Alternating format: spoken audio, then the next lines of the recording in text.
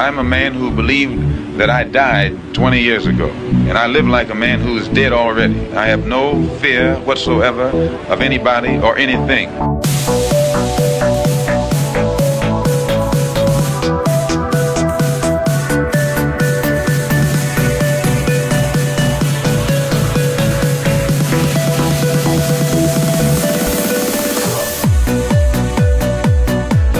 Gary Webb. I am an investigative journalist, and in 1996 I wrote a series of stories entitled Dark Alliance, which was about CIA involvement in drug trafficking.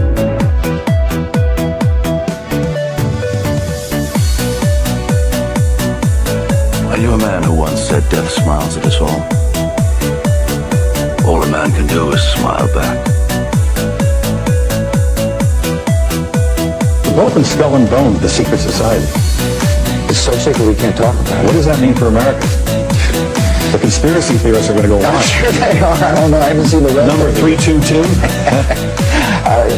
I sad duty to report this afternoon that my friend and colleague, Tim Russert, collapsed and died early this afternoon. I may die in this cell tonight or in the arena tomorrow. I am a slave. What possible difference can I make? And no official of my administration, whether his rank is high or low, civilian or military, should interpret my words here tonight as an excuse to censor the news, to stifle dissent, to cover up our mistakes, or to withhold from the press and the public the facts they deserve to know.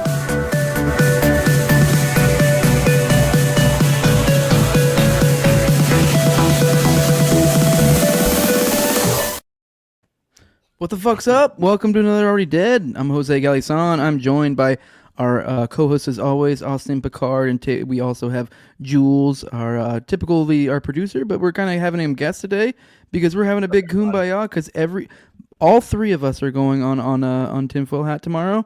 So we figured, with that, let's bring young Jules. We can I didn't even think about it. We never called you Young Jules.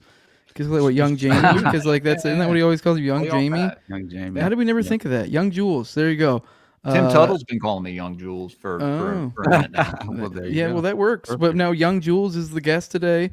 The reason being is we're all going in tinfoil hat, but get this, separate episodes. So it's not like they're just like Jules getting thrown in with us.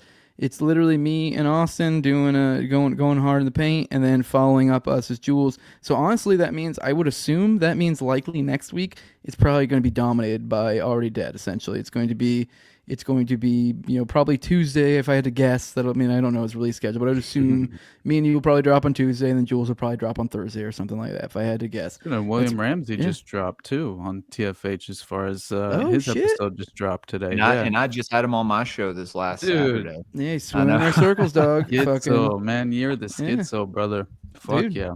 We're fucking drawing him deeper and deeper into our circles, dude. That's what we're doing. Fucking loyal to foil, dog. Fucking. Absolutely. But yeah, no, this is gonna be fun, dude. For those who've been paying attention to our morning shows, me and Austin today spent the morning kind of like the little bit cooking up notes, show prep. I thought it was cool. You can kind of see what we're working with and see where it's gonna go, and I think we're shaping up for a pretty damn good episode, like a really good episode. Like if a lot of people said they liked our last episode, but like, dude, now we're actually prepared with notes and like, dude, we're gonna fucking kill. Like we're gonna fucking murder. It's gonna be dope. I know Jules is going to do the same too, because I'm sure you guys are probably going to be talking Anunnaki shit. So, dude, that's right up your alley. You can just fucking drop. And the great thing about like Anunnaki shit, you can just lie. Like no one fucking who the fuck's going to care? Like no one's going to be like, oh, dude, how fucking dare you? You fucking use it's actually Hammurabi.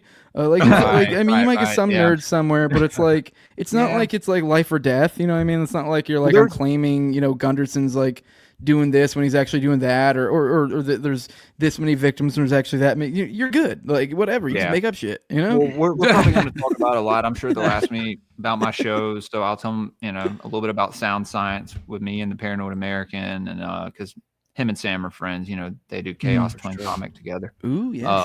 I forgot you have so many different shows, so you have a lot to talk about. I have a few, man. Yeah, and then the Elohim etymology, which Adrian's been on Mark's show, and I think him and XG follow each other because they're both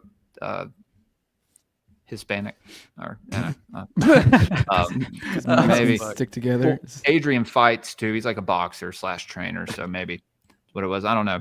But and then, just about gray pilled, maybe some occult symbolism, Damn. some animal in the chat symbolism, talking some shit. occult animal symbolism, talking about some esoteric stuff. So it's Fucking gonna be Raven fucking awesome, talking man. shit. I know, man.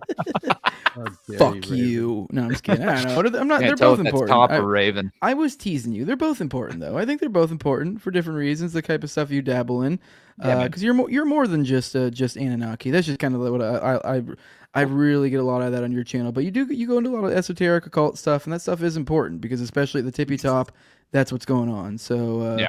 Guess who? I already said Raven. Guess who? I mean, if I'm wrong, then it's Top. There's only two of you, so like whatever. Oh my God. Once again, I just lie. Like who cares? 50% chance. That's good enough. Just fucking lie.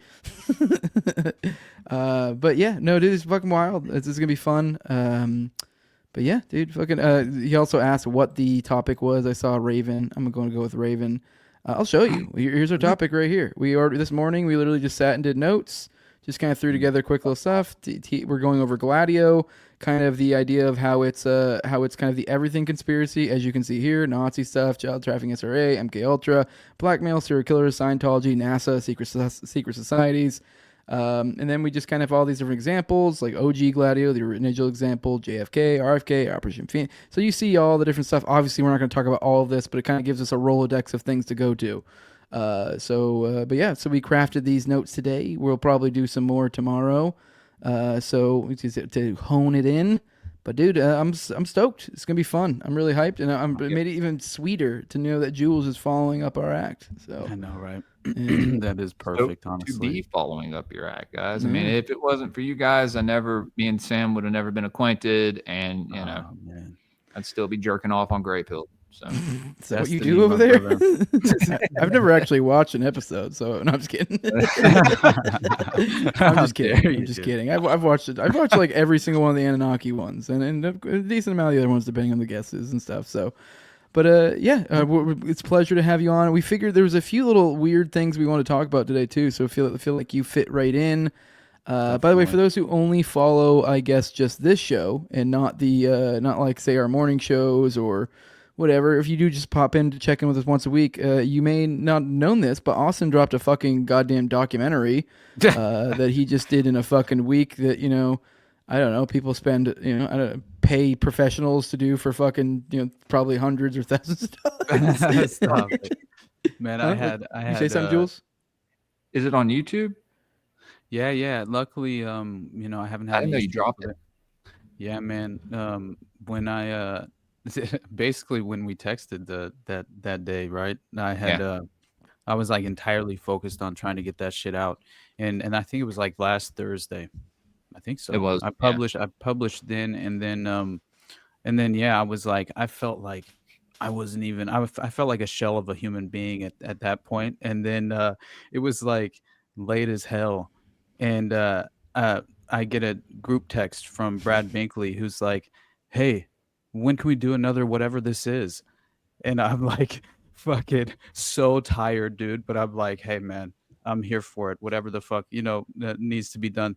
And so we showed up and did another episode 2 of whatever this is, the paywalled content with Sam Tripoli and Brad Binkley, which has been like the coolest opportunity of all time. And like the dick had invited me too, but because they've been it would have been so fun. They've been doing these. This is exactly what this is. Shined in that moment too, because the content we covered that night was like dude. Fucking yeah, dude. It would have show that y'all are doing. Yeah, they're doing a paywalled show. They've done it awesome. Twice now. They've done it twice now, and they've done that. It's just paywalled. Yeah, that's all. The card W, man. Fuck yeah, brother. You remember when I took the trip, right? Like I was freaking the fuck out the whole time because I was like worried I couldn't respond. I knew I wouldn't be able to promote the show or the appearance on TFH that we had just done. And then I finally got connection, and I got like a flood of messages and shit. And notifications when I was like on a fucking mountaintop in Mexico, and I finally got some Wi-Fi. It was like it was on the Tuesday, like early afternoon, and I had gotten a text that Sunday from Sam, and it was a group text between me and a number that was unknown, and it was like, would you guys like be down or interested in doing a paywall, premium show or with just premium content for the patrons? And I'm like, dude, first of all, I get the message and it's 2 days since he had sent it, and I was like, I just shit my pants like instantly because I was worried I would miss the opportunity, obviously. But but still, I just responded right away and was like, man, of course, I would fucking love to. And like, we got to make this happen. The text you got, I saw the next morning. Well, it was for the second one because I didn't even get the invite for the first one. But whatever, he thought of me for the second one, and I woke up. I woke up and I'd been up all night, and I'd actually had been a head cat that gave birth. I try not to give you guys the ins and outs of these, but so I was up at a weird time. I was up really late, and it was like super late, so it was like not normal for me to be up this late. So I was up, laying next to the cat, kind of like helping it, kind of doing what you got to do for that type of stuff. And I saw that you were going on, and then I retweeted it and boosted it, and then I just kind of then kept on going. And then it was basically right when I was finishing up too. So like I was basically done, and I went to bed. And it was late already, and I didn't see. And I didn't get the text probably until I was already asleep. So it was like shortly after I retweeted it. So he probably thought, oh, he's up, because he knows I'm Eastern.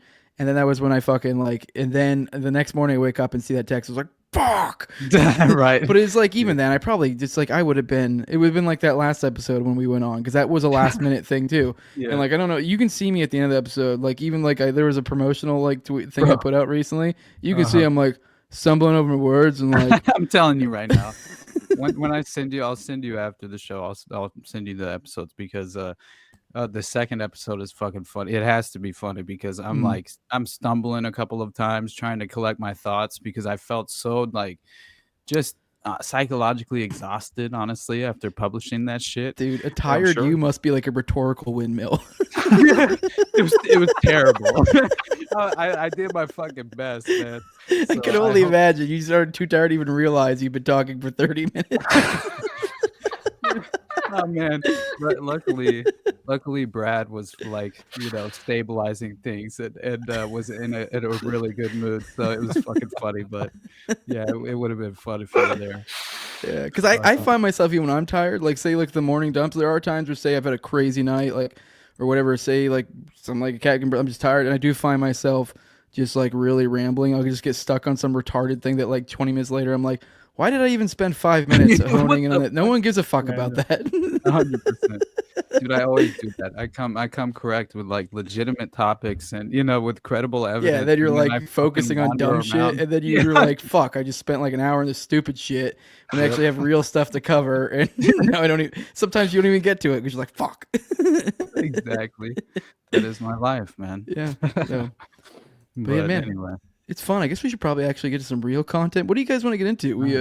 We talked about it. We have quite a bit to actually get through, which works out because I'm pretty tired. So I've had a rough day.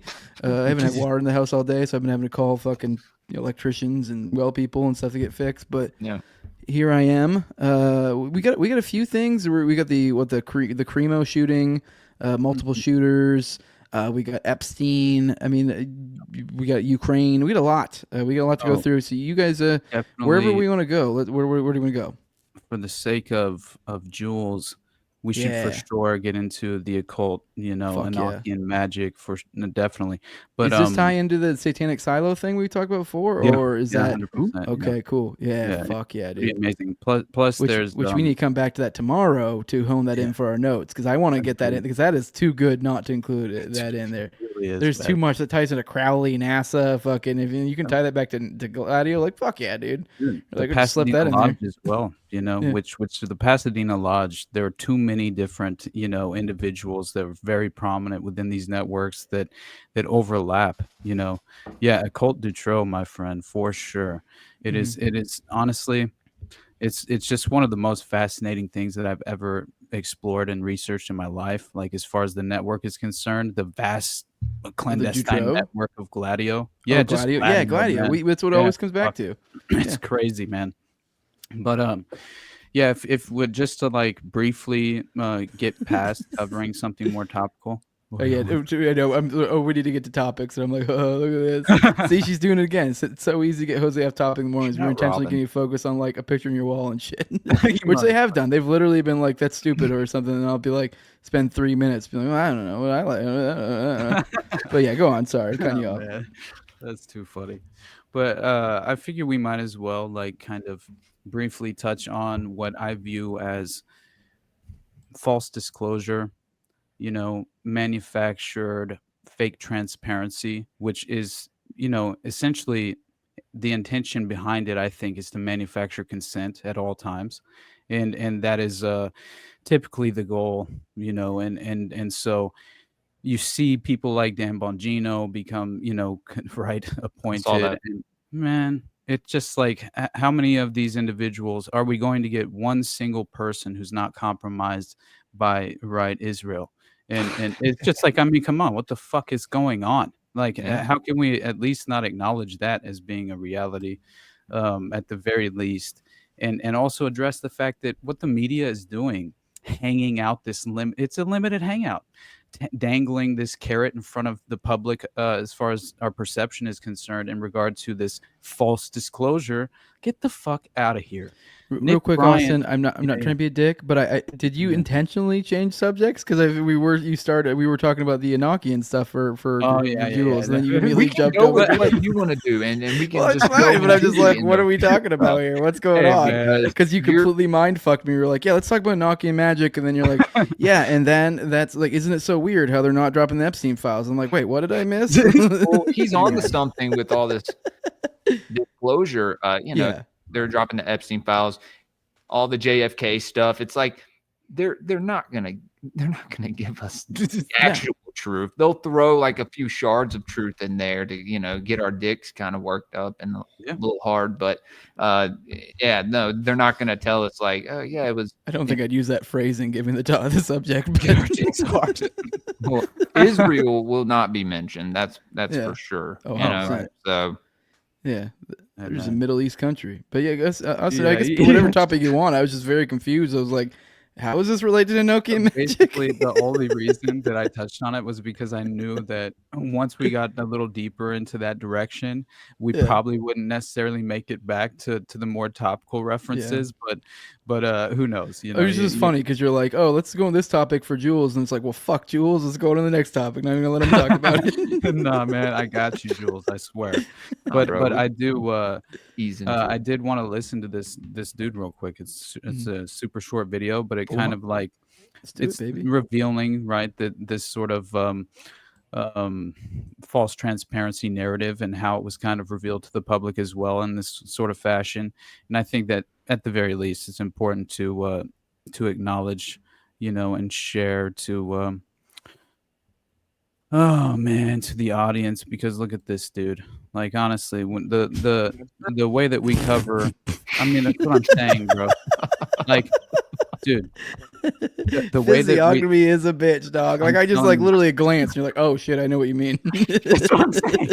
Like, look at this, but we talk about, we've been mentioning kind of like the oversaturation of the overrepresentation into the alternative media landscape is a sort of misdirection tactic that seems to be siloing the just the public who are fleeing from the mainstream media.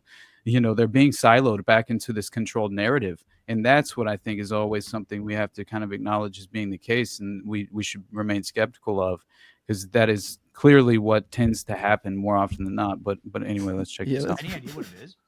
No idea on what it is. I can only speculate. But you mentioned the Epstein list. All right, pause I it imagine again. it's cases. Pause it. Sorry, I needed a second. We need to back it up because I already was like, oh my god, like even just talking and was blown away. Just like it's like a fucking video game, and someone's like fucking Kamehameha, but it's only stars of David's coming at me. This is aggressively Jewish. Is Benny on fucking like Colosopam or something? What's wrong with him? Who?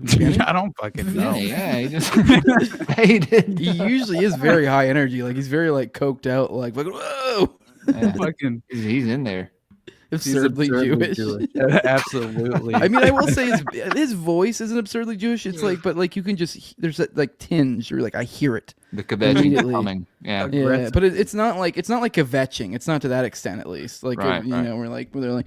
Kind of like, and then they have like a weird rhythm to their voice. Kind of, it's not and quite start there. Rocking and like you can almost feel the rhythm a little bit. Like they want to. Like that's almost the feeling you get when they know they can, and no one can say anything, or you're they're ready to code switch at any moment, go to full kvetch. Absolutely. this is them trying to white it up. You know what I mean? It's like when you have a black friend that like really can't code switch, and he's just like still sounds pretty. You're like, okay, I know this isn't how you talk around your black friends, but you still sound really fucking black. Oh my god, man, that's too fucking funny. Yeah, that's what this sounds like. But all right, let's go ahead and play. I'm done making fun of him. Let's actually get some substance. That's too good, though. Any idea what it is? No idea on what it is. I can only speculate. But you mentioned the Epstein list. I'd imagine it's cases like that. It's intel cases that are very siloed, very secretive, and I'm sure there's probably even information regarding the FBI's own subversive measures against Americans, against American politicians, for instance. We learned over the last few days that take any of this fucking serious. This is like a parody. This is like a parody of life. Really like you're like, oh, we're gonna fucking, hey guys, we're coming in, we're gonna expose the Epstein files, and then they're gonna, and the next thing you know, like, oh, fucking some Jew comes out and you're like, oh, we can't, we're deleted. Oh, somebody deleted them. It's so ridiculous. Like man. What? Like, you gotta like at least march out somebody who looks differently. Like you gotta have some common sense in it. But come on, have some wherewithal. Like come on, because let's be real. This guy isn't like some real whistleblower. Like fucking get the fuck out of here. Not man. Like my god, you think Sean Ryan's a good example? Like this fucking guy is. You know what I mean? Like the standard. It's like Sean Ryan's like, come on, he's clearly a vet. Like, come on, he's clearly a Jew. Right. Oh shit, man. Was bugged, and they took out the Resolute desk to inspect it more. Who's doing that type of thing, Benny? It's going to be if they're operating. Who's doing that, man? I can't even do a Jewish accent. It's going to be the FBI because they're the domestic agency. Now, is it beyond the CIA or NSA playing a role? No, not at all. Because I think all of these agencies at this point do not have the best interest of the American public in mind. That's something that the Trump administration is trying to change. But it's going to be an uphill battle, I believe, for the entire term. Any idea what it is? Hey, man, he's doing his job, all right? He ran with his talking points. He's doing his best, all right? Give him a break, guys. You just got to be fucking kidding me. Yeah. Like, what? Like, I really just want to, like, go... I really just want to stop the show, go find this video... You know, save it, like just tweet it, and just put. You gotta be fucking kidding me. That's all my commentary is on this. Like, you gotta be fucking kidding me. That is just one of the most ridiculous things. But of course, we have Anna Paulina Luna. You know, she's going back on the. I hate it, Paulina. It's just show. It's all these fucking whores in Congress that fucking every day or every other day they tweet out something that's like, what would you like the Trump administration to expose next? And you're like, just fucking drop some fucking documents and shut the fuck up. Like, yeah, 100%. Like I don't need your commentary. It's just annoying at this point. It's just whores chasing around for Twitter clout. That's it. Right. And isn't it so funny? It just like it fits so perfect as far as the false disclosure narrative is concerned to kind of like. That's a pretty good comment. If I drew a picture of him, I'd be arrested in Germany. Oh my God, of an anti-Semitic hate crime. Yeah, absolutely, man. 100%. But don't worry, the new German chancellor or prime minister or whatever the fuck his name is, he's inviting Netanyahu, despite the ICC charges, right, and warrant that's out for him. So, you know, that Germany's going to crack down on any sort of free speech in their own country while they invite a genocidal maniac, right, to prop him up in the public spotlight. It's just so return to tradition.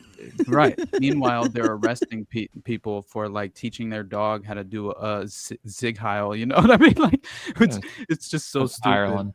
Yeah. Ireland. Oh, I actually have as one of the tabs. Actually, no, I don't have it up. But there's that story over in Canada right now too. And I don't know if you saw that, but it looks like you're about to bring something up. So that one dude who fucking just talked a little. I think he talked a little bit of shit, and it's like they're like saying he's harassing. And I don't know. We can come back. Let's watch this. Let's see what this slut has to say. I actually just met with the National Archives, and even they said that they're actually weeding out people at the archives that were obstructionists. And so President Trump definitely getting in, I would argue, has saved the country. We would not have known how bad it was had he not taken the executive branch.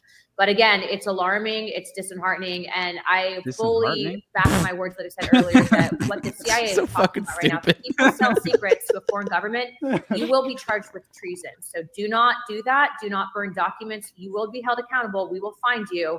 So just don't even do it. Find you. Let you guys know so you can run and tell that. God, you can just tell how stupid she is. Yeah. I mean, you know how like you hear some people talking, you're like, that fucking person's dumb. Like like she I mean, she only got one word wrong. I mean, but just something about the way she says the words, you just know that's not backed up by like critical thinking in any way. You know, like there's no deeper thought there. These are the words I'm going to say. Like that's all it is. Yeah, man. Yeah, she's. I mean, she's cute though. I'll give her. But she's a. What is she? She's a. They sell her as a Latina, but she's in reality like a fucking German Jew or something. Like yeah. She changed her name, some shit. And she used to be a stripper too, or no? Yeah. Didn't you guys establish she worked at the thing, or maybe that was me that said? No, that. I don't know. She was a stripper, man. Like straight up. Yeah. And then she became like a. One of those pretty face influencers right afterward, because she at least had some sort of like ability to like intellectually enough rich, and then you combine that with sort of the physical characteristics necessary to kind of make some sort of impact, and there you go. And that's where I think you have this sort of like new influencer factor involved in this current administration, which really Biden as well, right? I mean, it kind of has been in the recent past where they've sort of really kind of exploited and leveraged the influencer framework to their own advantage and benefit. And I would say primarily to really probably kind of like and what did this have to do with Jules and his occultic knowledge? Didn't somebody say something about fuck you, Firebase? Why are you up my ass? We're only 30 minutes deep. I'm pretty sure you said like 15 plus minutes ago. And then just to pass it up to Jules. Hey, we're supposed to cover topical things as well. We do a morning show that we could, rearrange this and come back to tomorrow. It's not like we have another opportunity to cover these things. Events? Fuck fuck current events. Tell me about this weird fucking satanic missile silo. How do you keep fucking telling me about gay ass fucking Dan Bongino and his other little faggot friends? Like, can you just fucking tell me about the fucking satanic missile silos, please? How dare you guys, man? It's a fucking coup d'etat in here, man. All right, so I guess I will get into the here's how I want to introduce this. First of all, because you have basically this morning, Jose and I forget who brought it up in the chat, but they had brought up the satanic ritual site in the Florida Everglades that was discovered by the Python hunter, Python cowboy, who I remember that video. Who went on Rogan and had this like I'll never forget. I watched that episode and I remember. By the way, sorry, I don't mean to cut you off, but I do want to let everyone know YouTube just removed the stream from my channel. The reasoning being, this is the second time their stupid fucking fucks have done it. I will protest it, and I'm almost certain they'll give it back, because it was this is how fucking retarded these stupid fucks are. This is once again, it's for content that discusses or depicts suicide or self-harm in a graphic, blah, blah, blah, blah, blah, blah. It's literally, and then they sent me a follow-up email. It's like, need help, you're not alone. It's not a strike. Literally, it's the second time they thought it was for fucking suicidal content, and it's not a strike. They send you a follow-up email to check on you, like, we removed you because we're concerned about you. You don't get a strike, and it's so I'm going to have to complain to them. It's literally just because our show is called Already Dead. That's how fucking stupid they are. No. Yep. So yeah, man, that's the problem with the AI overlord as well. Yes. You know, yeah, fucking idiots. Mm-hmm. Take it literally. Yeah, fucking dumbass. All right, So yeah, this Python cowboy dude went on Rogan, right, and he tells this story that is like it resonated with me. It stuck with me, man. Like I never forgot it, and it was one of those things where I instantly went back and I looked up. It's still on Austin's channel. Hell yeah, man. I don't know how that's working, but I'm down for it. But anyway, so basically this guy appears on the Rogan Experience and he shares this insane story about stumbling across this ritual deep in the Everglades while he's hunting the invasive python species at the time. And so his name is Mike Kimmel, I believe, is the name of Python Cowboy. And so he puts basically he's like, dude, it was such an interesting episode. It is worthwhile like going to watch the entire thing. But basically he comes across this infamous abandoned Aerojet rocket test facility one night. And this was in April of like 2019. And he basically he took pictures of it as well, which I found interesting because the pictures for sure at the very least resemble red spray paint. So I hope, I wasn't there to confirm myself, but I hope that it was only red spray paint and it wasn't actual blood that was discovered at this place. But he first spots these baby dolls, right, that had their eyes gored out and inverted crosses ashed on their foreheads. And another thing was, which is super fucking weird, but essentially there were all these pentagrams and things like that, but also there's this scarlet snake connection, which it was when he discovered the scarlet snake, it was bleeding out of its anus. All right. And it's like, dude, when you, brother, this is what I fucking was so disturbed at earlier on the morning stream whenever we were discussing Dutroux, right? Yeah. Because they essentially spoke about Bernard Weinstein, who was buried alive, right, by Dutroux on one of his properties, like murdered and buried alive. But he of course, was an associate of Dutroux until murdered, helped him procure all these children, was murdered in 95. But hey, pause real quick. Sorry to move, Dick. I just want to let you know, I see somebody in the back. If you're hanging out for the video, yeah, hang on. Hell yeah, dude, we got someone in the back. So just stay put. What's up, in about 10 to 15 minutes, we'll swap over to the call-in portion, and we'll fucking get you in, bud. Let us know in the private chat if you're just one of those weirdos that just likes to watch. Because we have some of those. As well. That's fine. I mean, you can sit in the corner and watch. That's fine with me. If anything gets me a little more excited. So we need to start. Yeah, for real. We need to start suggesting that and encouraging people to do it. Honestly, as a perk, we might as well at this point. They said it's because our YouTube stream shut down, so they just hopped over here. Okay, cool. Well, you also have the option too when we get in the call-in portion. You can come on and shoot the shit with us. So I don't know if you got a fucking. But yeah, anyways, sorry. Back to the Dutroux stuff, and I think at some point we'll get Jules to say something about occult stuff or something. We will. I just gotta get there, man. God, guys, what the fuck? Okay, I'm You're building me up. I know. Filling you up. But so of course, the Bernard Weinstein murdered in 95. Annie Booty, I hope she's the former girlfriend of Michelle Nihul. And she apparently, Bernard Weinstein sometimes walked around with a snake at abuse sessions, which they used to rape the girls with, which is just one of the most disturbing fucking things I've ever heard in my life. Yeah, I remember when I covered it on my show a while back. There was a super long article I did that it was like, and I did in the morning dump, but I did something that almost damn near 20 parts because that's how long it was, and it was like in 30-minute increments. And yeah, I remember they went to this, I believe, snake stuff in there. That was probably one of the hardest slogs I had to get through. I did it totally backwards though, because now I'm doing like the somewhat shorter ones, whereas I went this insane one, I didn't retain any of that information.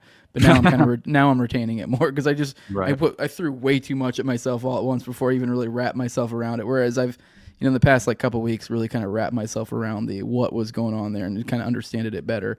But yeah, because I just threw way too much in my fucking head all at once. But yeah, that was a stomach churning slog through some, especially going through the details. Is like in some of the more detailed articles where they get really into the nitnoid stuff. Like if you think the shit we've been talking about the past couple weeks is rough, like if you really get in the details of Dutroux stuff, you're like, dude, what the fuck, Yep. Yeah, brother. I've never been more affected in my life after reading the X dossier. Like I fucking cried. I'm not gonna lie, man. Do you actually read the whole X dossier yourself? Yes. Or how many different X's are there? I know I've gone up to 4. I don't know if there's anything more than that. Yeah. I think there's more than that. I can't recall the number, honestly, man. And so you've seen, because I know it's obviously, how extensive Brother, was it? Man, I saw pictures and I got really worried I was gonna get in trouble. Oh just because yeah, I dude. saw the Even fucking like pictures. there was in that one that like the article one, there were some pictures like I don't know. Yeah, but anyways, let's keep. No, it's fucked up, man. But See, that's the other Fire problem. to give me the dick. Wow. Jules will talk. I'll talk Jules, about quiet. Jump in whenever and tell me to just shut up and talk about bro, something you're that good. you reminded of. You're just edging me. It's okay. That's hey, I'm setting you up, man. Trump's draining the swamp. Yeah, Libtard's blown the fuck out, dog. All right, occult shit. So we're getting to occult shit. We're at Dutroux. Dutroux's on. Yeah, we're getting there. Man. Oh, are you working up to the castle shit? Is that what you're working on? Some of the weird. The main point is that, first of all, we had this brought up in the chat, so I wanted to address the fact that this is where like it's a great introduction starting point, to really just the occult roots of NASA, and then how Jack Parsons himself. We should pull up pictures. I'll pull up pictures of this motherfucker. It's so hilarious because you just look at his ass, and again, you're like, yeah, this guy was clearly practicing sex magic with L. Ron Hubbard. They were boofing each other, dude. Absolutely, man. Yeah, and anyway, so they really tried to. We're here for you, Jules. Don't let him keep you down. Wow. Man, this is Jules is only our token hot bitch. That's all he is. Right? He's the Ashley St. Clair of this podcast. Yes. Oh my God, look, it's my mom, man. Oh, what's that? That's my mom, dude. Yeah. Okay, well, now I feel bad using swears. Hey, Mr. Ford. Hey. Yeah, no, don't worry. My mom, she's awesome. Okay, so, cool. But anyway, so it's interesting because the way that he discovers this ritualistic black site, which is what it really becomes, right? Is it was this Aerojet facility that was constructed by, well,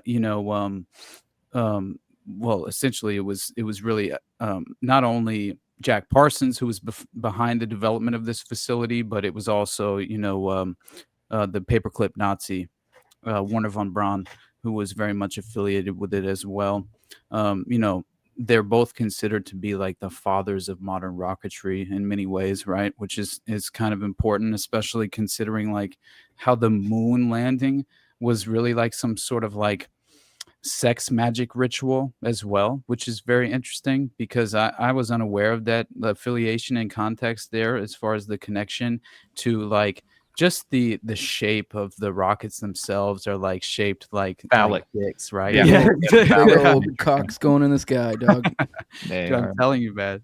And so anyway, these baby dolls that Kimmel, the Python cowboy, discovered while he was granted access to this area that would be off limits to the general public. Okay, so you have to get special privilege to access this area of land, which of course people illegally violate that all the time, right? Because it's clearly in the middle of update on my YouTube situation. It's back up already. I literally, while we were on here, I just real quick said nope, rejected it. Didn't even give a reason because it wasn't an option. And within like 5 minutes, it's back up. But I guarantee you, it's like a short, clipped up version because they stopped it like assholes, and it's in the middle of a live stream, so they fucked me.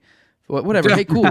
This works out. I'll probably just I want to let you guys know when shit like this happens, I'm not putting it back up on YouTube. So it's just You guys gonna come over to Rumble. I'm not wasting my time putting that up there. You guys have 30 minutes on YouTube. If anything, it worked out perfectly. I just did the thing that most people do A lot of content creators do anyway. So there you go. Sorry, I just thought it was ridiculous, and the fact that like almost immediately is back. Really, like, dude, you fucked me in the middle of a stream. You fucked me. Right. But okay, sorry. I'm just a little upset about that. Good, but go on. Let's. I think at some point we'll get to Jules or something like that. No, we will. We will. We should honestly we should just watch a little bit of this because and then comment on it as we watch it, because I'm telling you right now, it's it's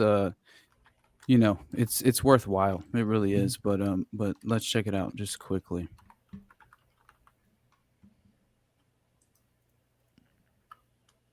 Oh, it's muted, dude. Yeah, my bad. Unsolved cases involving deaths and murders. That's just the bodies, but that's like deaths and murders. Well, I would imagine that would be a good place to drop off. That's kind of what I was going to say. Is it's a very good place to go hide stuff. I've found vehicles that were used in crimes dumped out there. I've found it gets right into dogs from dog fights that were dumped out there. I've found animals that have just been dumped. I've found very intricate and mind-blowing satanic rituals. Here we go. And sacrifices out there. What? Oh yeah. Oh yeah.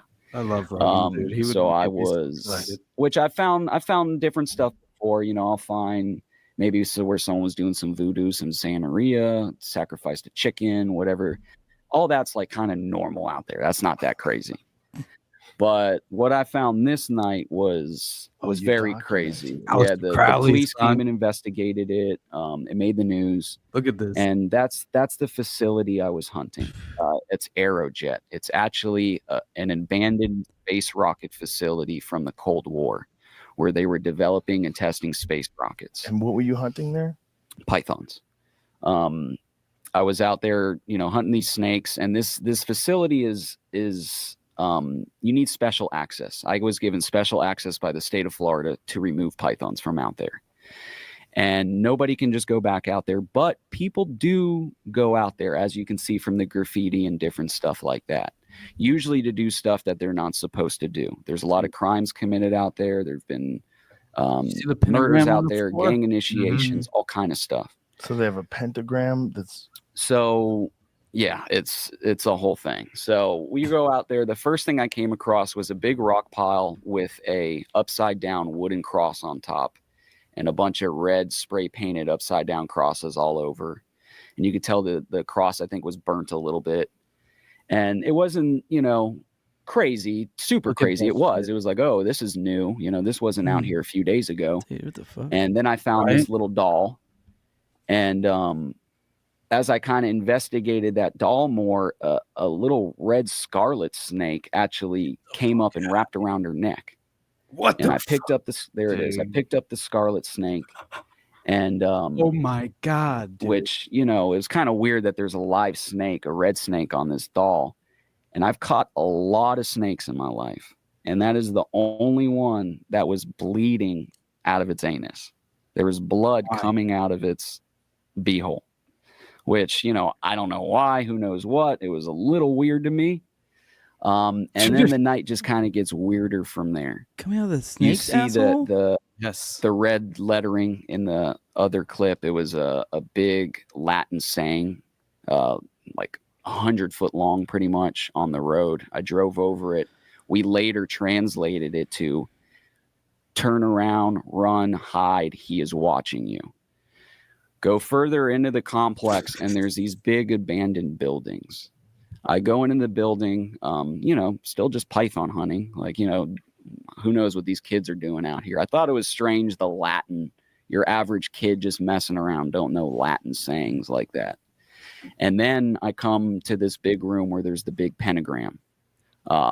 In the middle of the pentagram, there is a three-legged plastic chair with a blood stain in the bottom of it, where you can tell something was killed, sacrificed, whatever.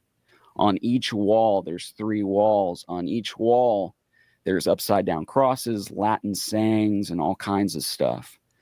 As I'm kind of walking into the room, Black Mass. I don't want to sound like a psycho or anything, but that doll from earlier grabbed my leg.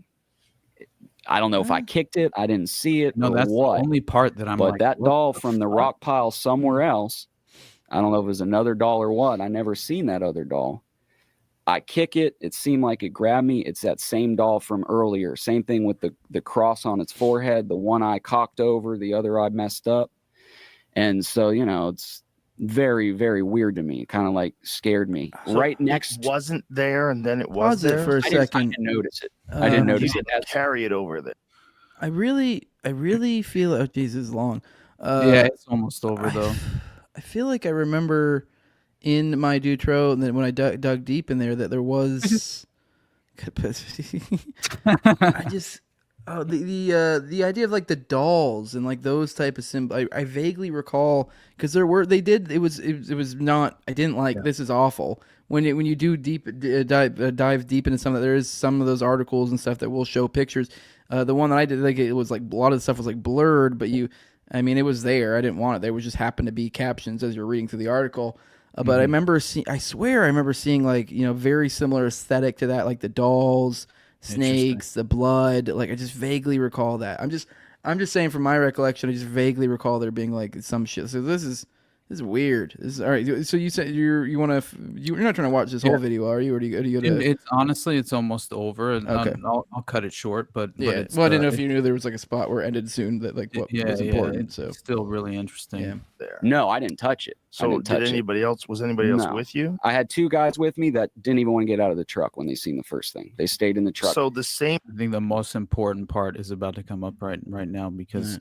Yeah, it's very interesting what they discover in the actual buildings themselves. They didn't touch you anything. saw on the rock pile somehow made its way to where you were. Yep. I don't know if it's a duplicate doll or what, but it's same. Was there more than one of those dolls? Only doll I seen. I'm not big on the whole supernatural thing, so I'm real doubtful of it in the first place. But to me, it was the same doll from earlier. I did not see it until it hit my foot. Right next to that doll, there is a saying on the ground that says, "The omen will follow," which to me was like the creepiest thing of the whole thing. Was like, that if you interact with any of this, the spirit's going to follow you. Which I'm Christian, I believe in God, and I wasn't worried. I know the good Lord has my back.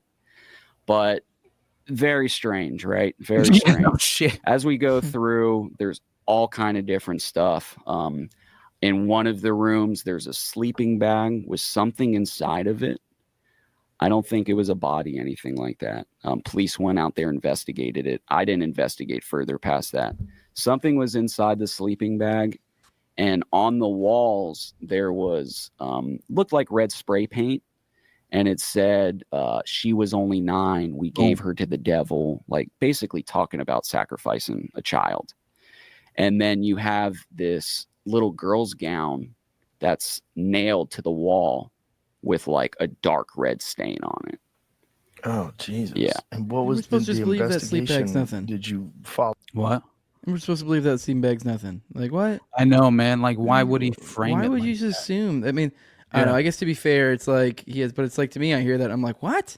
Yeah. Like, The first thing I would think is body. Yeah. it's- Like, absolutely. Yeah. what the wouldn't you? fuck? Like, and it's like, I mean, sure. I Like, guess most oh, likely, if you call the cops and they come over, they're gonna be. But who knows? I don't know the fuck. You're like, and the idea that later, the cops said it was nothing. You're like, that's not good enough for me. Like, I don't know. Like, I Yeah, mean, that's don't be crazy. wrong. Most of the times you call a cop, I feel like, yeah, they're like, holy shit, it's a dead body. But I don't know the fuck's going on over there. So. Yep. Yeah, but all right. Yep. This ties into Parsons somehow, or Yeah, not yeah, Parsons? 100%. Yeah, because that's their site or something. Yeah, Yeah, This okay. is a site that Jack Parsons was directly affiliated with, and of course, he practiced this Enochian magic, which 100% really like.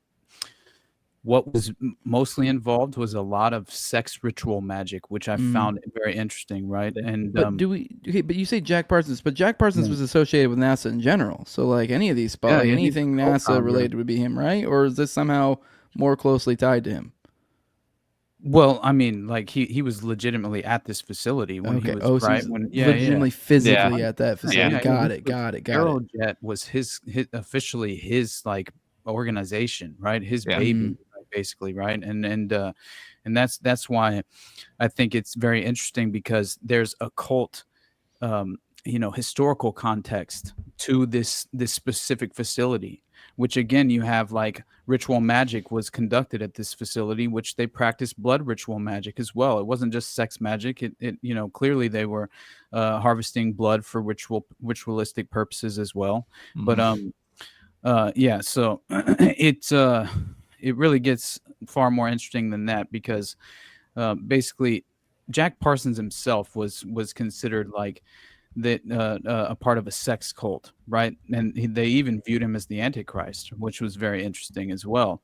But they like when you look into what he was really practicing, basically him and L. Ron Hubbard, they formed a relationship before L. Ron Hubbard even like wrote the book Dianetics, right? The original 1940s. So it was like basically in 1946, 4 years prior to the publication of Dianetics, Hubbard participated in a series of events that remained controversial for the Church of Scientology, of course. And during that spring of 46, Hubbard performed a number of magical rites together with John Whiteside, Jack Parsons, the subsequently, which subsequently became known as Babylon Working, which I found very interesting because, again, this is like all affiliated with the Agape Lodge of the Ordo Templi Orientis and the secret society that's directly affiliated with Aleister Crowley and the British occultist, which everyone should be aware of by now, right? Since the early 1920s, when as far as like this specific lodge was considered. Hey, that was the woman he was practicing this sex ritual with, right? He had procured this woman. So basically what had happened is that Jack Parsons, pioneer rocket scientist, co-founder of the Jet Propulsion Laboratory, JPL, was the head of Agape Lodge of Ordo Templi Orientis. And so Hubbard's association with Crowleyan magic has been known to the public since at least 1969, when the Sunday Times of London published a detailed expose of Hubbard's dealings with Parsons entitled The Odd Beginning of Ron Hubbard's Career. And so these unpublished letters are basically quoted and then put into this transcript and so this Crowley admirer who could have been right, like it's very interesting because essentially in 1969 he's described as far as Parsons sought to incarnate the Thelemic goddess of female sexuality, Babylon, into a human being. And so this was the ultimate goal of this sex ritual. But to carry out this intricate mission, Parsons needed a female sexual partner to create his child in the astral spiritual world. If this the part moon of child, the moon child, brother. Yeah. Exactly. All right. You're jerking Austin. off on the tablets. All right, go ahead, Jules. You do your Well, no, I was just going to say the first thing that I wanted to point out, like they're trying to perform Enochian magic, opening up portals, a lot of dark shit, a lot of dark energy. He runs off with his wife. It's the same thing with Edward Kelly and John D. They were literally like wife swapping and cucking each other. Yeah, it's incredible. But when so I want You to never had a address- best friend? Yeah. Oh my God. That video. Yeah, I forgot that was at like an actual site of Jack Parsons, dude. But Crowley didn't even like I don't think he liked Parsons or Hubbard. I definitely know he didn't like Hubbard. He thought he was a fag. Yeah, they were all fags, but dude, to that point, Crowley removed Parsons from Master of the Lodge in Pasadena. Yeah, because he was fucking hanging out with Hubbard, and they were trying to create the moon child via the Scarlet Woman. Crowley was trying to do the same thing. I don't think you can have that same ritual going on. He's like, maybe fuck off, I'm at doing the same this. time. Yeah, they were you know? competing in the ideology. No, I'm fucking the Scarlet Woman. No, I'm fucking. No, yeah, and so yeah, you have these fucking because these guys are just nerds, right? They're just fucking. Absolutely, man. Yeah, this Dude, is look at this it's guy. probably the sort of I'll shit pull up a Elon's doing. picture of this fucking dude. It's probably exactly the same shit he's doing. Yeah. Especially, I mean, think about that energy though from this guy talking about this dog grabbing Jack his Parsons. leg, and oh god, No cat Yeah, for real. there For they real. are. Jack Parsons right here. He's got some pizzazz. I'll give him that. Dude, I'm telling you, he had that mustache going on. Look a little at him. pep in his step, dude. Look at him, dude. A little light in the loafers. Yeah, no, he was, by the way, he was like an explosives expert, or considered to be. That motherfucker at 12 years old was like blowing shit up and getting banned from like essentially he was sent to a military academy after he was expelled for creating bombs. It's like one of the craziest stories when he was like 12 years old. But yeah, that dude, I think he actually could have been involved in helping with his explosives expertise in regard to like specific targeted assassinations and executions. He might have been involved, which I find very interesting because it seems like he has a strong footprint overlapping with that intelligence. connection. Yeah, if we can establish that connection, yeah, fuck yeah, dude. All right, I want to swap over to the call-in portion of the show. But I think a kind of a way to transition over would be we've been doing these kind of recaps of the week.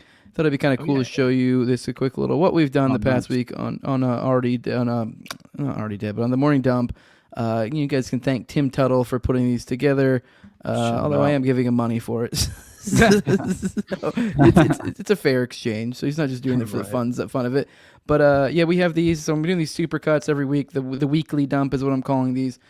So I figured, you guys can see what you're missing if you aren't watching these. Plus, kind of give us a recap of the week. Just kind of remind us. I think these would be good for kind of spurning on conversation. Like, oh yeah, that happened this week. But let's go ahead and play this.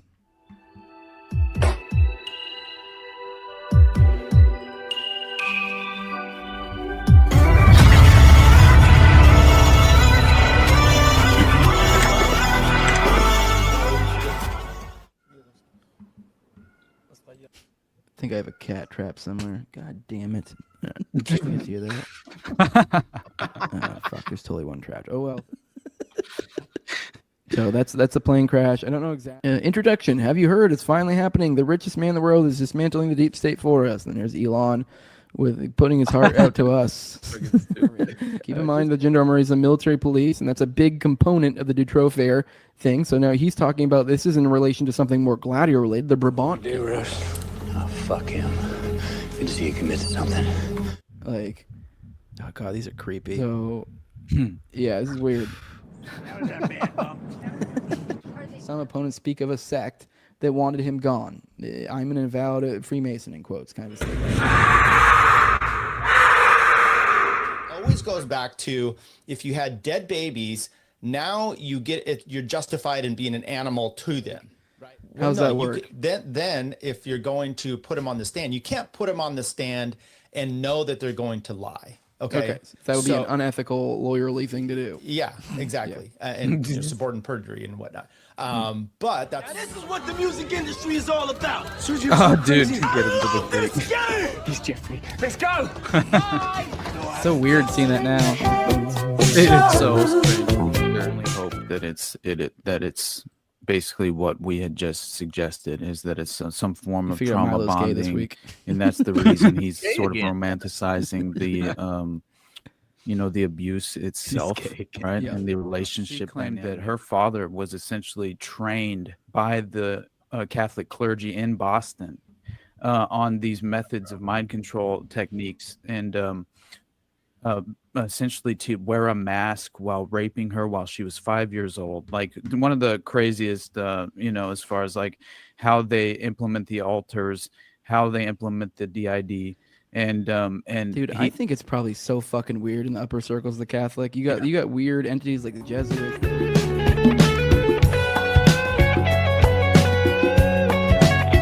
40,000 people are displaced, and they're telling them basically fuck off, don't come back. Yeah, you can't come back. Yeah. So according to former Scotland Yard detective, after puberty, it has no power. Before puberty, it holds the power. Yeah, you're like looking, you're like, oh yeah, no shit.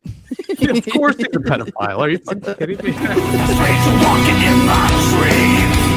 Who's the stranger? Cast the shell across my heart. Who's the stranger? I'm definitely his name. Must be on time for walking. Must be on time for walking. Another banger edit, dude. Shout out to him. That was killer, man. He did an edit for my show, and I play it at the end of every show. It's awesome. He's the best, man. Who Tim Tuttle? He did an edit for you? Yeah. Okay. Make sure you weren't like swapping him up with Laney or something.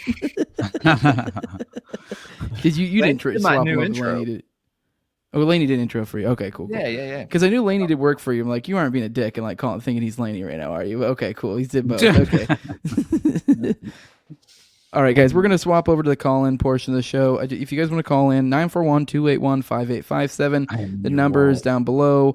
You can call, now I will say, this is, when you do call in, if you do call in, you can only talk to me. They can hear you, but they can't talk to you. So if you have a question, kind of keep it curt, question, whatever, idea, whatever, keep in mind, because it's basically me and you. So it kind of restricts the conversation. In the future, maybe we'll figure out a logistically way to fix that.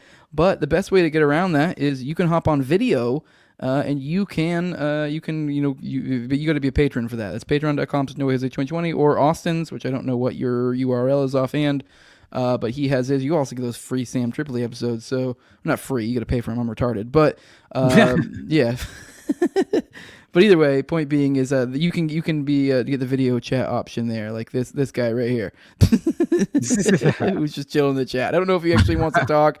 Crabman, let me know if you do want to pop in, and you can. But yeah, that's the way you get a hold of us. So you can, if you support us, you can hop in for the video chat portion. But otherwise, we're going to keep shooting the shit. And if you guys want to hop in, we'll probably interact with the chat maybe a little bit if we see anything in the frame of a question or something along those lines. Cool. It says Crabman says he may in a bit. Hell yeah, dude. Whenever you want to pop in, let us know and we will bring you on in. So yeah, have you been able to find anyone for Boys on the Tracks yet? Bobo Miku, it says no, but I am still interested in going that. That was one that we could have we could actually totally probably feel like it's a lot to do last minute, since I don't know if either of us know enough about it, but it kind of ties into Mina stuff. But I guess we could kind of just hand wave over and go just jump from Boys on Track to Mina, and then like I might as well dedicate an episode at some point, mainly because I think the Arkansas tie-in is very personal to me because it's where I'm from. So that would be kind of perfect, honestly. I could do my best as far as like kind of like weaving together some sort of conceptual narrative in regard to all the exploitation happening throughout the Clinton governorship in Arkansas, and how they kind of exploited the area. That was one of the first things that woke me up to the Clintons. Yeah. And then my wife's grandma, she lives in Little Rock, right? And like basically said that she had some friends that were real wealthy, and may have been in the government or something, and would talk about how they would go to these Clinton parties and how there was always this white powder there, right? Interesting. Like apparently people doing it, and this is like an old lady saying this stuff, right? Like she has no reason to lie about it. And I was like, well, fuck me, I'm realizing that how people look at Iran-Contra now, like, dude, this is an established operation that has been conducted for generations. This doesn't only it's not exclusive to Iran-Contra, right? Like I'm very much aware of that now in regard to what I just covered at Fort Bragg in 1969. When this widespread drug trafficking operation is being conducted through the military bases and then distributed domestically with plausible deniability by compromised investigators in the narcotics division of the local PD, and then the military police themselves being compromised and ushering through and facilitating this widespread drug trafficking. So it's just like in every single one of these networks of abuse, it's involved. Not only drug trafficking, weapons smuggling as well. So it's like, again, man, how many times do we point to this enterprise? It's not only because we break them up, because I feel like we think of drug trafficking, and you're like, no, it's the same entity doing the same thing. It makes more sense for them to come together and to instead of I mean, don't get me wrong. There is a component of these sort of operations that is very what's the word I'm looking for? Segmented or broken up, compartmentalized. Yeah. But there is also, to some extent, it doesn't make sense to compartmentalize at all because it's just incredibly wasteful. Which, I mean, whatever, the government wastes a fuckload. But my point being is, when you're doing something this dark and shadowy, and you they kind of, there's also a level of necessity. Like you brought up, like the drug trafficking. Obviously, we talk a lot about in relation to this sort of thing. These Gladio operations, we talk about things like child trafficking or SRA, and you're like, that's like blackmail. That's money. You could equate that to money, and they need money for their operations, or to get to take money off the top. A lot of these people probably do. Like I sent you a couple threads about this one guy in relation to the Gladio shit today, that like he was living in Thailand. He was an ex-gendarmerie or whatever. He's living in Thailand with like some, I don't know what it equates to fucking American money, but he had like 6 nice fucking properties that he was like, those seemed weirdly shady. He was hanging out with like the elites over there. And this is a dude who's supposed to be like a fucking rusty cop, that did his fucking time and got out type deal. Like not someone killing it. Like not someone that's like just fucking. That was the thing with Dutroux, having all the various properties. It made no sense. He had so many different, assets financially. It didn't, fit with his lifestyle. And So, by the way, Bobo McHoa, he says that already dead. Technically, the boys on the tracks also ties into OKC, if you believe that. The Whitewater Papers were at the government building. Now, I know there's no real credible corroborative evidence that I've been able to discover and like reveal to myself that I've been able to bring to the table that proved that fact. But again, I need to go back down this rabbit hole of the boys on the tracks, because I hope to God there's some sort of like, direct as far as evidentiary connection to that fact, because I've only ever heard it as rumors. I tried so fucking hard to pin that down when I covered OKC, brother. I wanted to know why did they shift it to the Murrah building, last second. I think the reasoning for that is because I think it was partially a sting operation gone wrong. I've explained this before. I think it was if I had to guess, I think, obviously I can't prove this, but it's pattern recognition's a bitch, and this is kind of what I'm seeing here. I'm what I've seen, from the players involved, and I'm not going to spend. We could spend 45 minutes going into that, but I'm going to try to just do it quick and fast. But I think what happened was this was an FBI op, PatCon, that was infiltrated by a CIA op, Gladio or something like that. Essentially, I don't know what they would call it, but essentially the equivalent of Gladio, and that's what made it go live. And this essentially was. Wait, hold on, McVeigh. I want to hear what you have to say. I'm not trying to cut it. No, you're cool. I don't know enough about the Cuban stuff. This is a weird little side thing. Yeah, he was. How does that not tie into the black site? Right. The training facility, the training black sites from the clandestine. Yeah, he was. Yeah, he was doing weird shit like this on the side. He was like, he was doing. There's some weirdness there. Yeah. I forget the ins and outs. That's some like weird. That's some niche stuff in Wendy painting. I forget that era where he was like when he's doing that sort of shit. I forget. Or Evergreen. I forget. Yeah, this is arming Cubans. Oh, I wonder if because it was somehow tied into the Moore stuff. Okay, I'm getting off topic. But anyways, but isn't it Roger Moore that you reminded me of? That was potentially selling, like offering up. The implication was potentially pornography that could have been like, hey, why is he dealing in this black market pornography if it's not pornography, right? Like, that's kind of what I was Moore thinking. Got busted for bootleg porn, but we don't know what kind. Man? Yeah, like why is there an ATF? It was like an ATF sting, I think. Shares ATF all the hallmarks. Fucking Paddock too, man. He was working for CMA and like control. Was it? I forget something. Material assistance, civilian material assistance, which was just a CIA cutout.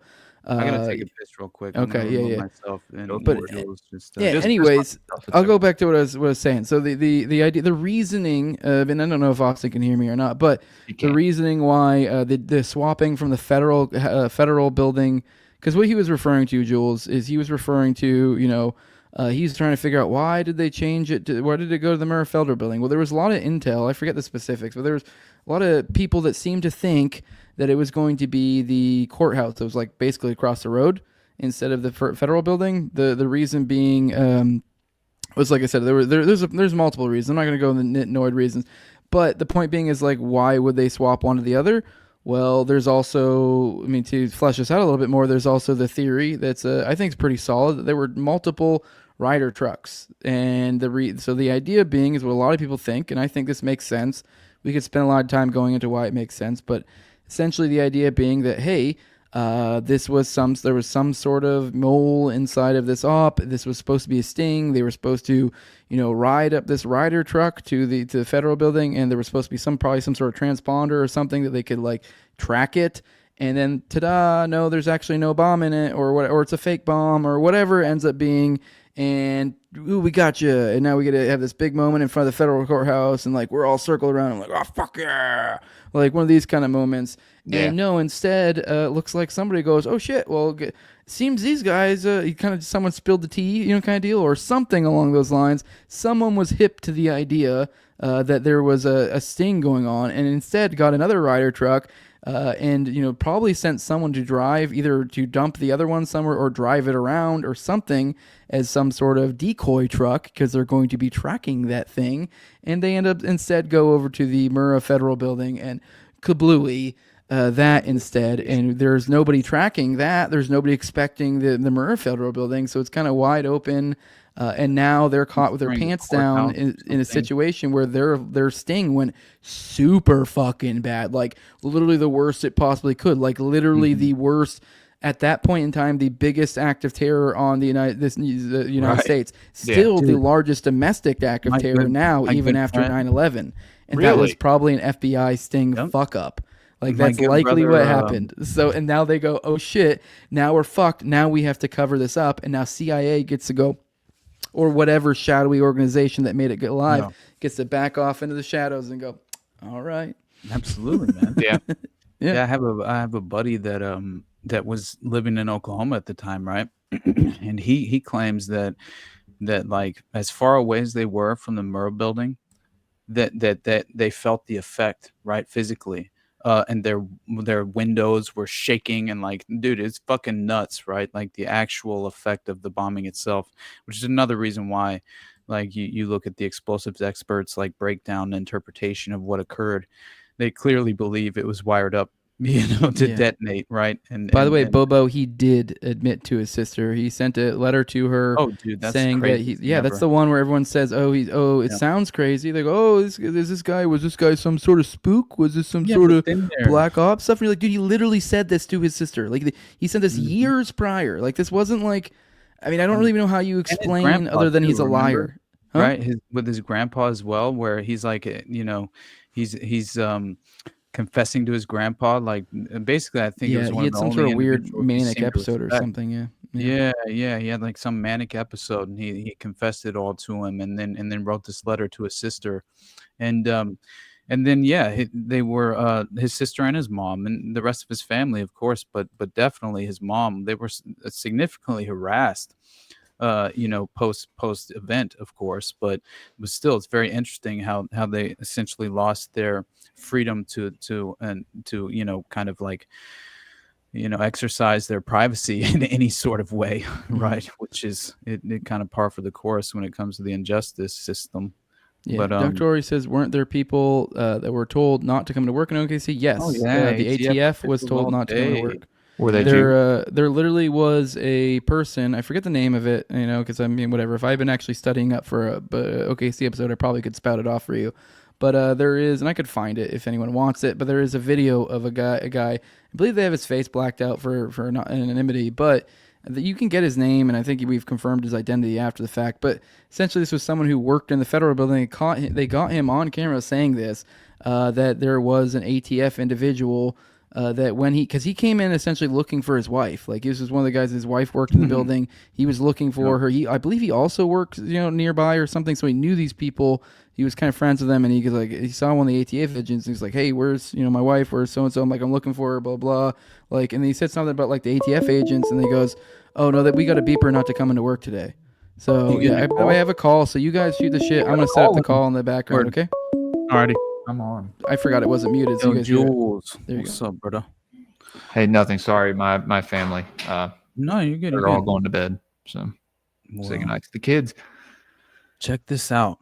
All right. So this is within the past 5 days, okay? And more than 200 people were arrested during a 12-day operation targeting human trafficking in Scottsdale, Arizona. And it looks like Scottsdale police say the operation ran between January 22nd and February 15th.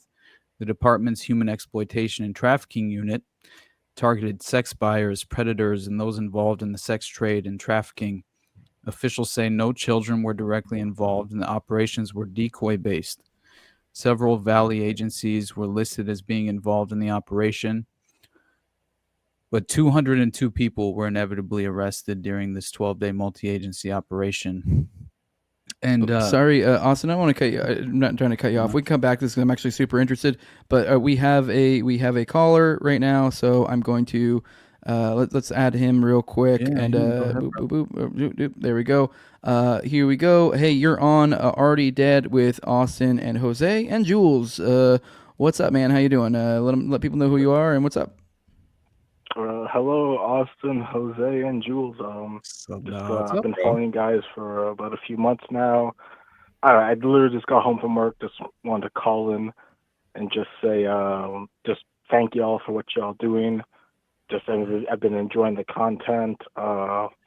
Literally, I got no questions right now. Just literally got home from work. Just finally got a chance to call, say, thank y'all.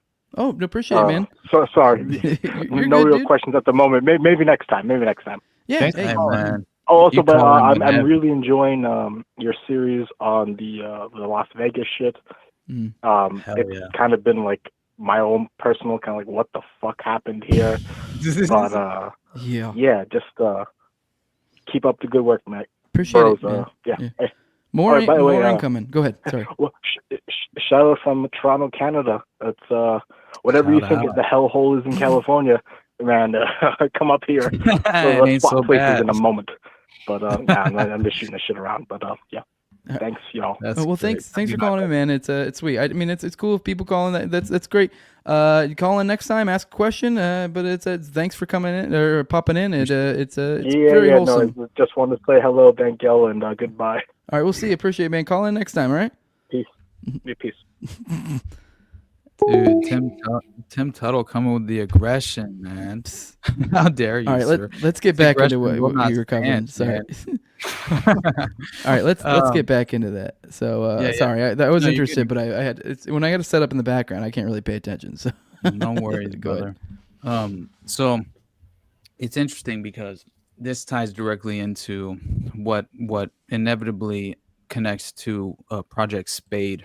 And this was something I was unaware of until just today. Honestly, I hadn't done much research into it until today, and I went down this brief rabbit hole. But essentially, the officials claim that over 202 total arrests were made. 53 were felonies, 149 misdemeanors. Charges included child sex trafficking, prostitution, pandering, luring a minor for sexual exploitation, attempted sexual conduct with a minor, possession of narcotic drugs, and felony flight. And so we got somebody here. We got it. We got a video. We got someone in for the video call. Which, by the way, when I say video call, you don't need to do video for those people out there. Hey, Crabman, can you talk? Can you? Do you want to get? Hey, what's going on, guys? There we go. We got you. What's up, Crabman? Ain't not much. Oh, just one. Been trying to figure out how to ask this without being insulting. No. There's another podcast or channel that it feels like it's a limited hangout or something, or like a Sean Ryan-esque type thing. The production value and everything's off the charts, low viewer count, but it's climbing. Blah blah. And I don't want to be like dropping other things on y'all's show and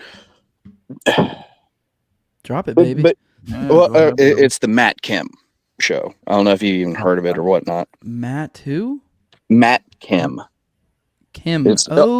Never heard of. This is the two Asians, right? Yes. Okay, yeah, I saw something that keeps showing up in my YouTube recently where it was like they were doing like my algorithm just JQ. Like I'm blows like I don't them care. the hell up. I've already got a JQ. and I don't know, maybe they're the real deal. I don't know, but I've just it feels like Sean Ryan all over again. Right. Did they have some sort of spook background or something? I have no idea. I haven't looked into them or nothing. I've watched the things I'm hearing what I want to hear from them. You know what I mean? Right. Oh, you're too worried that you're hearing good stuff. I get you. You're like, why is this good stuff and other people like it? What's going on here? So, and on a follow up, they did bring up a thing. It's SFF-SA 56, and it was brought into law in 2018. It's a real slept on thing. It's what apparently makes like all this bullshit government accounting, like where you can lie or withhold or whatever, like it's what makes it all legal. And apparently it can be done away with an executive order too. I don't have the civics to understand it all, but what's this called again? It's a handbook or something that it's a statement providing guidance for federal entities that issue unclassified general purpose federal financial reports. Is that what you're talking about? FAS 56. Is that what you said? SFF SA 56. SA. Okay, I put AS. Interesting. A statement of federal financial accounting standards 56 is a guideline issued by the Federal Accounting Standards Advisory Board that allows government agencies to modify public financial statements to protect classified information. It permits the omission of alteration or alteration of budget information in a way that may obscure actual spending amounts while maintaining separate accurate records for auditing purposes. Interesting. So it's kind of a workaround for the fiscally for these kind of account statements. Is that what you're saying as far as these organizations are concerned? Man, that is very interesting. That would to seem to implicate, kind of how these selected entities and organizations can kind of function behind the scenes in this clandestine framework. That's only structured and cultivated and created and implemented for these specific privileged entities. That's fucking interesting, man. Like that doesn't surprise me at all. Like, of course, we shouldn't be surprised that there's some sort of, they've made it legal. Exactly. Yeah. Why would it not be at this point? It's just the average person couldn't potentially, leverage that to their benefit, of course, because we have no input or, yeah, that's very interesting, man. I'm glad you brought that to my attention because I was wondering how, with all the different conversations surrounding like the auditing of various organizations that are clearly like, right, just exploitative in inherently, right, by just their existence alone, as far as on the taxpayer dole. Yeah, man. That's cool as hell. I appreciate you bringing that to the table, brother. What was your my name? two things. Crabman. I'm gonna just turn the mic off for now, but y'all take it easy. I appreciate it, man. Appreciate you joining us. We'll kick you out if you have any other ideas. You're hanging out in the back watching.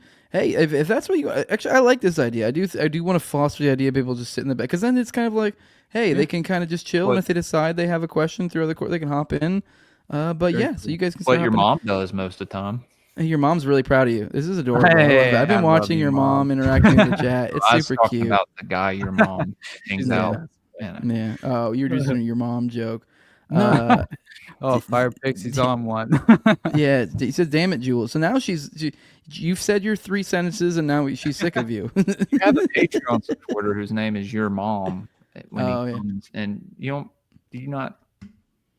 What? It ain't my mom, Jules. You better watch your mouth, dog. I don't like your not mom, Austin's mom. A literal. The name is your mom. That's how he hangs out. It's gotta be. He hangs out with me in Austin after the show for like 30 minutes. Yeah, that comes and chills. Oh yeah. I forgot his name was your mom. Yeah. You're talking about the guy hanging in the back. You did a Toad there. You did a Toad reference, is what that was. I was like, what the fuck are you talking about?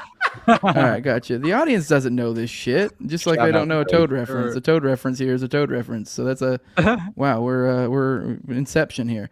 All right, let's get to some actual content. Okay? Let's get back to where you're at. I know we got distracted by callers. It's a good distraction. I'm good with that. But what were we back on? Some sort of child trafficking, something or other. I think. Yeah, that's what we were talking about earlier. I'm like genuinely interested in this. Right. Let's go. So basically, I look up this Project Spade, and I discovered that there was this international police investigation, which turned apparently it revealed this very well-established network of child pornography that was being distributed globally, internationally. And there was a specific organization that it was tied to, and as far as Project Spade. And in Australia, by the way, there was kind of like this almost like this parallel investigation that was being conducted, and it was called Operation Thunderer. And essentially up to 45 terabytes of images and videos were seized, right, of these exploitative child abuse. As far as just it seemed as if it was very much in the framework of North Fox Island and how they conduct their operation, or how they conducted their operation in regard to kind of having this subscription model, right, where you would pay a fee, and depending on the tier of your financial commitment, you would then gain access to more sadistic forms of abuse, whether it was even personally. You could actually procure a child yourself. You could go to North Fox Island and physically abuse someone. And I think that was where really you have direct tie-ins to how the Dutroux network was operating, and that's very interesting to me, because North Fox Island, they were conducting child hunts as well, right? And what we talked about this morning, Jose, it's like, my God, man, you consider the fact that the essence of Moloch was you play with your food. It's like fucked up, man. But it's something so sadistic, right? Where it's like you sort of traumatize and torture your victim before, and it creates this environment, and this sort of, it helps facilitate what I view as, how they've talked about, as far as just like, why is the term escaping me? Adrenochrome. As far as adrenochrome is considered itself, you get the, oh my God, these terms are escaping me at this moment. But what's the term for when you're flooded with not testosterone, damn it, but in moments of crisis, right? You're adrenaline. Jesus Christ, man, I can't remember like regular fucking words. Essentially, your blood is flooded with the adrenaline, right? And that itself makes this more potent as far as the drug is concerned, adrenochrome itself. And so whenever they harvest this adrenochrome, it's essentially, they want to put these victims in the environment to where they have this adrenaline rush within the moments that they are essentially procuring the blood, right, for ritualistic purposes, or for just the drug effects for their own benefit personally. And so again, you think about what is that alleged video of Hillary Clinton and Uma Abedin, right, who are ruthlessly torturing a victim, Frazzle Drip, yeah, where they're ruthlessly torturing a victim, allegedly. and once again, what is that? What's the implication there? Yeah, that you're essentially you're provoking this adrenaline rush to take place, where then you can harvest the blood that you hope to utilize for your own personal benefit within that context. And so that's something I think is very important for people to at least be able to acknowledge as a reality in itself, as far as how these people function and the way that they think conceptually and psychologically. I think that alone, not enough people are aware of that fact. So with that being said, you Jules, have say like some words. Jules, jump in, dog. You got anything to add? Stumped. I don't know. I'm just listening to you, man. I love listening to you. So hey, man, I love you, Jules.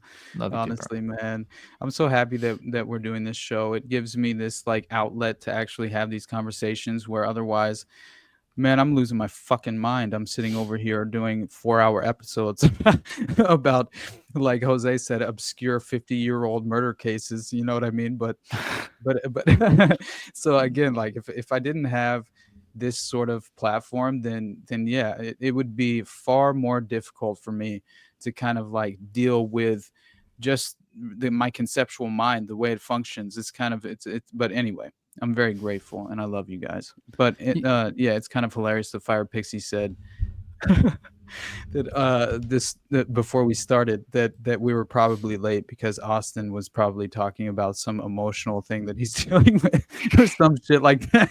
You bastard. Some feelings.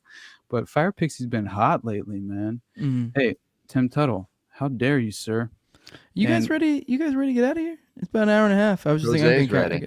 I got shit to take care of. So I have, and it's okay, like we're kind. well, It felt like it's a moment. I understand. Oh, you got? What do you want to get to? Well, I had this entire project spade. Oh, you have a whole other topic. No, we have tomorrow. Well, I mean, it's the same thing, but the basically, I could do this rundown very quickly. Yeah, let's do it. Right, it's important because Azov Films it was marketing footage of this child pornography because at the center of the inquiry of this investigation, Project Spade, there were police in Canada investigators who discovered that, say, over 348 people were arrested and nearly 400 children rescued during a 3-year investigation into child pornography. And so at the center of the inquiry was a Toronto-based firm that allegedly sold DVDs and streamed videos of naked children. So again, exactly North Fox Island. It's very similar to the Dutroux network because I think that was involved as far as how they were kind of marketing this abuse and the snuff films as well. And so North Fox Island, very clearly they were dealing in snuff films. But these films were distributed in 94 countries, according to authorities. So consider the international implications, the global enterprise that is effectively being utilized at this point. So in Canada, you had 108 arrests that were made, with another 76 in the U.S. and 164 in other countries during the investigation, Project Spade. And so it gets down to the fact that essentially the head of Azov Films was identified as Canadian Brian Way, 42, was in custody and arrested in May of 2011 following the undercover operation. But he was accused of paying people to film the children and, of course, was then charged with only 11 offenses and very, very short, sentencing as well. And the company was subsequently shut down. But they were offering up like specific custom ordered abuse, child abuse so again, this is perfectly in line with North Fox Island, right? They would kind of create that subscription model where based on the tier of your financial commitment, you would gain access to this specific footage. And it's super, distressing because you have school employees from Georgia who were admitting to receiving child pornography, had placed hidden cameras in toilets used by school students, allegedly, not allegedly, this was according to inspectors and investigators. Preschool teachers, right, pleading guilty to producing child pornography while teaching in Japan. So again, international in scope. This is a global enterprise.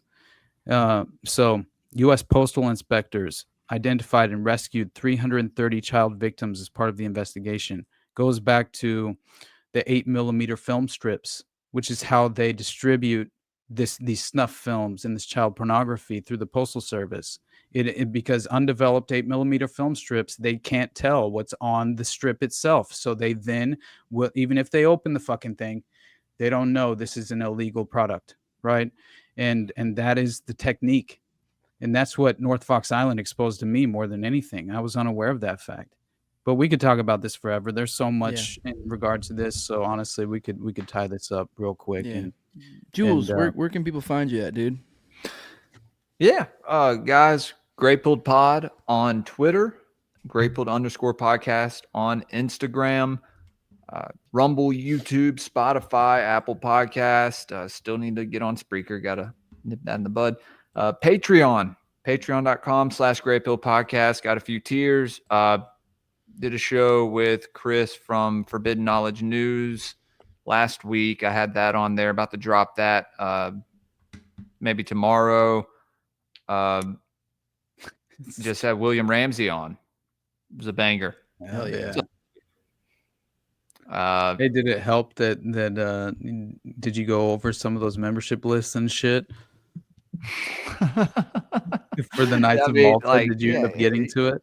Well, we talked about Crowley a bunch. We talked about the West Memphis 3, 9/11, a bunch William's of stuff, dude. He's the best, brother. Yeah, he's wind that trove of motherfucker knowledge, up. He's dude. ready Yeah. to go. Yeah. I'm about to order one of his books, actually. So Hell yeah. shout out William Ramsey. But yeah, guys, going on Tinfoil Hat tomorrow. Got a couple sound sciences coming up. Shane Cashman being one of them. I don't want to spoil the other one. I think I've said it, but yeah, going on Nephilim Death Squad. I think in 2 weeks as well. So I'll keep y'all updated. Fuck yeah, dude. Good shit, brother. Austin, baby boy. Man, check out Tinfoil Hat tomorrow. Well, I guess you guys can't, but yeah, still, whenever it's published, I'll give you the StreamYard link. You can join. right. Fuck. But nothing but love, man, for everybody here. Honestly, this is awesome. I love having this ability to kind of like, just kind of pursue these interests that I've never had that ability or that platform where it was easily accessible and provided the opportunity. So all of you, nothing but love, and follow the Underclass podcast if you can. Support the Patreon. Clearly, I'm attempting to kind of like direct people there more than anywhere else as far as support is concerned at this moment, and also just for incentives being included with your membership. But I will inevitably get out an email to the patrons, especially the Buzzsprout patrons, because the transition is in effect, and so before it officially is over with, as far as the Buzzsprout being entirely, as far as just, I'll no longer be sending anything to that, right? The website or anything. It's definitely going to be, as far as it's being phased out. But beyond that, yeah, follow me at the Underclass podcast, and nothing but love. Appreciate everybody. Hell yeah. Well, if you guys want to support the show, you can do that. You can do that without giving me money, and by liking, sharing, subscribing, commenting, all those stuff, helping the algo. Follow me on Twitter too at TowerGangJose. From there, you can tag me and stuff, and then I'll likely cover it on the morning shows. Sometimes maybe even on the Already Dead show. Then also, if you do want to support the show, if you want to support something and get something out of it, like monetarily, you can go to Nado Shave Co. Use Jose at checkout for 10% off your entire order. These are far more superior than the multi-blade cartridges. They're cheaper. You're better for your skin. They give you a better shave. It's from a company that doesn't hate your guts. And you can get 10% off on top of all of that. So it's kind of a no-brainer. But also, if you want to support the show, there's also some other incentives you can get out of it as well. But patreon.com/NoWayJose2020. The lowest level is $2. That's really early access to the episodes, which I'm trying to crank it up to 2 a week now behind the paywall. I'm also going to probably have like 2 to 4 that are chilling behind the paywall too. So I have like a little bit of a what's the word I'm for? I can't think of a word in backup or something, and repository. I don't know, whatever. There'll be a bunch of them in there as opposed to just the one as of now. So there will be more behind the paywall, and they'll sit behind the paywall longer as well. And also, I'll start probably here somewhat soonish for the public, putting out 2 a week as well. So, but obviously the patrons will get a better deal. You'd also be a talking head on Already Dead, as you saw today from our homie Crabman that hopped in. Also, you can get the ad-free RSS feed on there too. The highest levels of my sponsors, I read them off every episode. Is a big old thanks to them. I have my co-host on Tower Gang at Tower Gang Toad. Also have at AbragateDs. Also have at ZOVRACK at _ Zeal. Tim Tuttle at John Klebold. You guys saw him in the chat today. Then Will Bell, Delicious Blueberry Rabbit Eye Wine. Big fan of the show, Torn May. Then at INWARD Lover. With that, I think that's all I got, guys. We'll see you guys again next week. Same time, same place, 9:30 p.m. Eastern, Tuesdays. And you can pop in every morning at 10 a.m. Eastern, and usually me or Austin will be doing it. We're kind of basically damn near 7 days a week now knocking these out. So pretty much every day at 10 a.m. Eastern, usually one of us is there. So like 5 to 7 days a week. Every now and then we take a day off. But with that, guys, I guess we're out of here. We're going to be in Tinfoil Hat tomorrow. All of us. It's going to be fucking dope. With that, I'll see you guys. Pop in tomorrow. We'll be doing another one, 10 a.m. Eastern. We'll see you guys then. Bye, everybody. Bye-bye.